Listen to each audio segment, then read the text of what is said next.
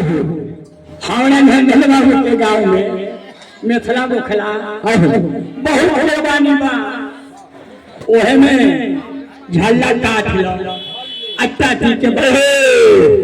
अब तो मुंह टाटू न रहेगा इमली के पेड़ पर से इमली के पेड़ पर से अब उल्टा ला दो चिमनी चिमनी ओहो चिमनी पर से ईटा लिया आ पीछे पीछे अगना गिरा ला ओहो ये साधारण बात है मसाला सीमेंट लावा बीच में ये घेर लो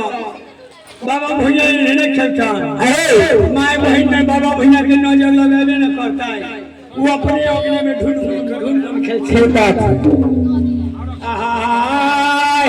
भैया आहो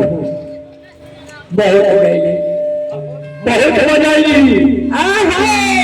आगे सुन ला अबे घड़ी बउआ मत कर में बिहारी होते हैं दिन बरियाती जाए करता है कहाँ जाता गोविंदपुर से